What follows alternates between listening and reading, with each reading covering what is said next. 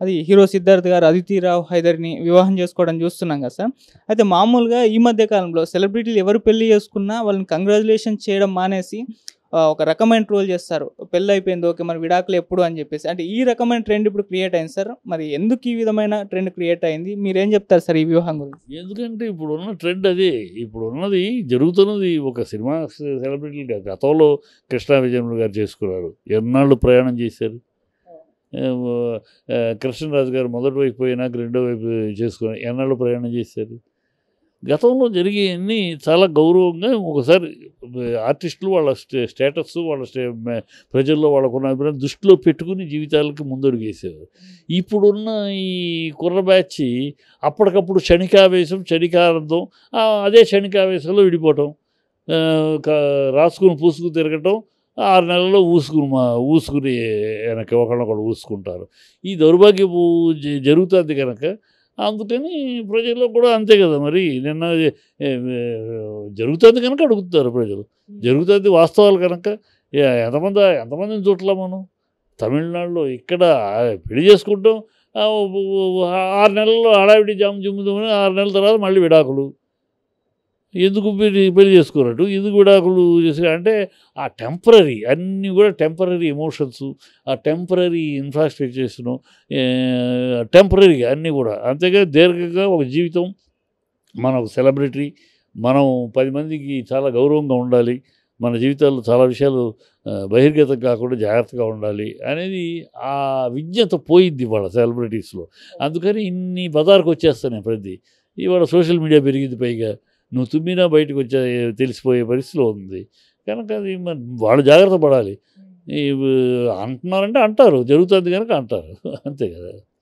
Hero 'Siddharth' గారిది మూడో వివాహం. ఆ అమ్మాయికి కూడా రెండో వివాహం అనుకుంటా సార్. మరి ఈరోజు సీక్రెట్‌గా అయితే వివాహం చేసుకున్నాం, జస్ట్ ఫ్యామిలీ మెంబర్స్ పైన. మరి మీ ఒపీనియన్ సార్?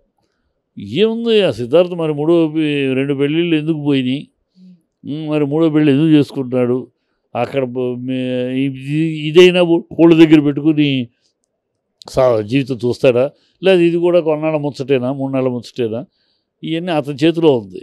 లైఫ్ని మన సెలబ్రిటీ కనుక, మనం హీరో కనుక మనకి దొరుకుతూ ఉంటారు. వీళ్ళకి రెండో అవ్వచ్చు, మూడో అవ్వచ్చు, కొత్త అబ్బాయి అవ్వచ్చు. సెలబ్రిటీలు కనుక పాపం ఆ ట్రాప్లో పడతారు. సెలబ్రిటీ ఆయన పైకి ఆయన వైఫ్ అనిపించుకుంటే అలా ఉండే బుధలు ఎగరేసుకునే పాపతో ఉంటారు అమాయకులు పాపం. అలాంటి వాళ్ళని వీళ్ళ ట్రాప్లో పడతా ఉంటారు వీళ్ళ దీంట్లోకి.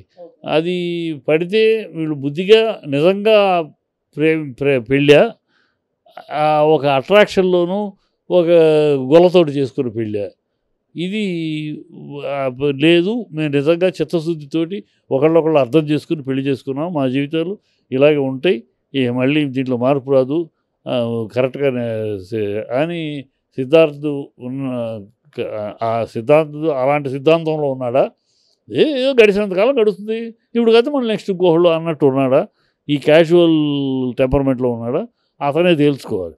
ప్రజలు అడుగుతారంటే అడుగుతారు. మీరు ఎప్పుడైతే బజార్లోకి వచ్చిందో మీ జీవితాలు, మీరు బజార్లో మీ జీవితాలను ఎప్పుడైతే పెట్టుకోవడం మొదలెట్టారో ప్రజలు అడుగుతారు. మీరు బజార్లో కాకుండా సీక్రెట్గా ఉంటే ఎవరు అడగరు. గతంలో అడగలేదు మరి. ఇంతకుముందు స్టార్సు, పెద్ద పెద్ద స్టార్సు అడగలేదు మరి ఎందుకు చేసుకున్నామని. వాడు ఎందుకంటే ఇప్పుడు మోహన్ బాబు మొదటి భార్య చనిపోతే రెండో భార్య చేసుకున్నాడు, బ్రహ్మాండంగా మనం ఉన్నాడుగా, ఎన్నేళ్ళు, 1 సంవత్సరం కాదు, జీవితాంతం ఉన్నాడు కదా. సో అలా ఒక పర్పస్ఫుల్గా పరిస్థితిని బట్టి తోడు లేదు, అందువల్ల తోడు కోసం చేసుకుంటాను, ఆ తోడుతోటి జీవితం ఇలా సాఫీగా నడుచుకుంటా అనే ఉద్దేశం, అనే సిద్ధాంతం, అనే విధానం ఉంటే నో ప్రాబ్లం. బట్ ఉందా లేదా వాళ్ళ చేతుల్లో ఉంది, అది అడుగుతారు. గతంలో మిగతా హీరోలు జరిగింది కనుక, మిగతా హీరోయిన్ల విషయాలు జరిగినాయి కనుక నీ సంగతి ఏంటి బాబు అని అడుగుతారు. అడిగితే తప్పే ఉంది. నువ్వు పబ్లిక్లో ఎప్పుడైతే వచ్చావో నీ పర్సనల్గా అడగరు. నువ్వు పబ్లిక్లోకి వచ్చినాక, నీ లైఫ్ పబ్లిక్ డొమైన్లోకి వచ్చినాక పబ్లిక్ అడుగుద్ది. సార్ అంటే హీరోయిన్ సమంత గారి ఫోన్ కూడా ట్యాప్ చేశారు, ఆమె విడాకులకి ఫోన్ ట్యాపింగ్కు లింక్ ఉంది అని చెప్పేసి ఒక వార్త అయితే ప్రచారం జరుగుతుంది సార్, వైరల్ అవుతుంది. మరి దీనిపైన మీ ఒపీనియన్, నిజంగా సమంత గారు ఫోన్ ట్యాప్ చేశారంట? సమంత ఫోన్, సమంత ఏంటయ్యా, ఏముంది, సమంత ఊరిని పెంచుతారు ఎందుకు అనవసరంగా. సమంత ఒక హీరోయిను, గ్లామర్ హీరోయిను అయింది, పెళ్లి చేసుకుంది, విడిపోయింది, ఇప్పుడు ఏదో ఆరోగ్యం బాగలేదు, ఆరోగ్యం బాగు చేసుకుని after all is an artist అంతే. దాని మీద పెద్ద ఏదో ఆ అమ్మాయి ఏదో పెద్ద దేశానికి ముఖ్యమైన పాత్ర, దేశంలోనే చాలా అత్యంత ప్రధానమైన పాత్రలాగా ఆ అమ్మాయిని గురించి ఏదో ట్యాప్ చేయి. ఎవరికి అవసరం ఏంటి ఆ అమ్మాయిని ట్యాప్ చేసి ఆ అమ్మాయి చైతన్యం కలిసి ఉంటే దేశానికి ఏంటి, సమాజానికి ఏంటి, విడిపోతే దేశానికి ఏంటి, సమాజానికి ఎవడు చేస్తాడు, ఎందుకు చేస్తాడు? ఊరిని వాళ్ళు ప్రమోట్, నేను ఇదే చెప్తానే, వాళ్ళు గొప్పవాళ్ళని, మేము గొప్పవాళ్ళం అందుకని మమ్మల్ని ట్యాప్ చేస్తున్నారు అని చెప్పుకుంటాం కదా, వాళ్ళు గొప్పగా ప్రజెంట్ చేసుకుంటాం కోసం అని. మేము సాధారణ మనుషులు కాదు, మా ఫోన్లు ట్యాప్ చేసే స్థాయికి మేము పెద్దవాళ్ళం అయ్యామని వాళ్ళు ఫోకస్ చేసుకోవడానికి చేసే దౌర్భాగ్యపు ఇది తప్పితే, అమ్మాయి నువ్వు హీరోయిన్, 100 హీరోయిన్లు ఉన్నారు దేశంలో, ఒక హీరోయిను దీనికోసం అమ్మాయిని ట్యాప్ చేయాల్సిన అవసరం ఏముంది? ఆమె ఎవరితో ఉంటే ఎవరిని పెళ్లి చేసుకుంటే ఎవరితో విడిపోతే. ఇప్పుడు సిద్ధార్థ 3వ పెళ్లి చేసుకున్నాడు, ఎవరికి కావాలి ఆడు చేసుకుంటాడు. ఇద్దరు అయిపోయింది, ఒక రాజవంశీకుల అమ్మాయిని ఎవరినో చేసుకున్నాడు, రహస్యంగా చేసుకున్నాడు. అది వెళ్తుంది, దాని గురించి వాడి ఫోన్ ట్యాప్ చేయాలా దానికి? ఇవన్నీ పిచ్చి మాటలు. వాళ్ళు ఏదో చాలా గొప్పవాళ్ళు, చాలా ఉన్నత స్థాయిలో ఉన్నాము అని అనిపించుకోవటం కోసం. అమ్మో అంత స్థాయిలో ఉన్నాము అందుకనే ట్యాప్ చేస్తారు. మామూలు ఫోన్లు ట్యాప్ చేయరు కదా, ఒక స్థాయి ఉంటేనే కదా ట్యాప్ చేస్తారు.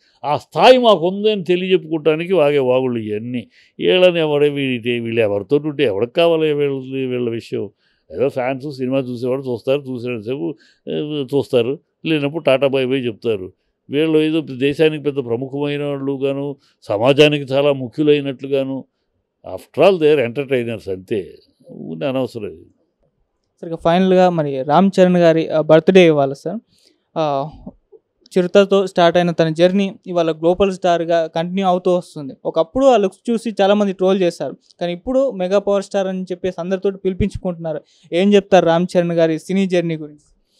ఏముందమ్మా, రామ్ చరణ్కి మంచి బ్యాక్గ్రౌండు, మంచి బేస్ ఏముంది. అరవింద్ గారు ఆ ఫ్యామిలీ మొత్తానికి అరవింద్ గారు ఒక చక్కటి పునాది ఏర్పరిచేశాడు. గీత ఆయన మహామేధావి, అరవింద్ గారు మహామేధావి. ఆయన యొక్క చాకచక్యం వల్లే ఈవెన్ చిరంజీవి కెరియర్ అట్లా వెళ్ళటానికి కానీ బిల్డప్ కానీ టోటల్గా ప్లానింగ్ కానీ మహత్తరమైన బ్రెయిన్ ఉన్నవాడు, విషయ పరిజ్ఞానం, ఇండస్ట్రీ గురించి మంచి అవగాహన ఉన్నాడు. ఎందుకంటే చిరంజీవి హీరో అవడానికి ముందు నుంచే గీతా ఆర్ట్స్ అల్రామలింగి గారు మహానుభావుడు, ఆయన కొడుగ్గా విషయ పరిజ్ఞానం ఉన్నవాడు సినిమా ఫీల్డ్ గురించి. సో చక్కగా నేపథ్యంలో తీసుకెళ్తూ ఉన్నాడు. ఇవాళ ఆయన నేపథ్యంలో మంచి పునాది ఏర్పడింది. అంత పునాది ఏర్పడినాక ఇంకా స్టార్డము రాకేముంది, వచ్చింది నిలుపుకుంటాం అనేది. అక్కడ రామ్ చరణ్ హ్యాట్స్ ఆఫ్, చక్కగా నిలుపుకుంటున్నాడు. వచ్చిన స్టార్డమ్ని అందరికీ దొరకదు కదా, రామ్ చరణ్కి దొరికినట్టు ఒక పక్క తండ్రి, మరొక పక్క బాబాయి, మరొక పక్క మామయ్య, అంత కింగ్ పిన్స్ ఇండస్ట్రీలో. అలాంటి కింగ్ పిన్స్ తనకి బ్యాక్ బోన్గా ఉంటే ఇంక బ్రహ్మాండం కదా. అది ఎవరికైనా రామ్ చరణ్కి ఆ స్థానంలో ఎవరున్నా అది వాళ్ళకు పొజిషన్ వస్తుంది. కానీ దాన్ని కాపాడుకుంటూ నిలబెట్టుకుంటాం అనేది ముఖ్యం. అది కాపాడుకుంటున్నాడు. Hats off. జాగ్రత్తగా ఎక్కువ తప్పులు చేయకుండా, ఏదో ఎప్పుడో ఒకటి తప్పులు, బట్ కెరియర్ విషయంలో ఎప్పటికప్పుడు జాగ్రత్త పడుతూ పద్ధతిగానే వెళ్తున్నాడు. Hope him long career, wish him best of luck for the coming years. Birthday శుభాకాంక్షలు చెబుదాం. ఇంకా పెరగాలని కోరుకుందాం. ఇలాగే ఇలాంటి ఇది కాకుండా తన కెరియర్ని, వచ్చిన కెరియర్ అందరికీ అందని అదృష్టం అది. ఆ ఇంట పుట్టడము, తన బ్యాక్గ్రౌండ్ అంత బలమైన బ్యాక్గ్రౌండ్ ఉండటము, అలాంటి అందరికీ రాదు, అందరికీ అదృష్టం రాదు. ఎన్నో అదృష్టవంతుడు అక్కడ పుట్టాడు. ఆ బ్యాక్గ్రౌండ్ మొత్తం చుట్టూ బ్రహ్మాండమైన కోటలాగా, మంచి కంచు కోటలాగా తన చుట్టూ ఉన్నాయి. కనుక అది వచ్చిన అవకాశాన్ని ఏమున్న జలసాగాను, ఆషామాషిగాను కాకుండా పకడ్బందీగా మన కెరియర్ని మనం పక్కాగా వెళ్ళాలి. ఏది పడితే అది, ఎలా పడితే అలాగో అని మనం షోపు తీసుకెళ్తే పోతామని గతంలో కొన్ని 1-2 అలా జరిగినాయి. దాంతో జాగ్రత్త పడ్డాడు. So hats off, let him, wish him good luck.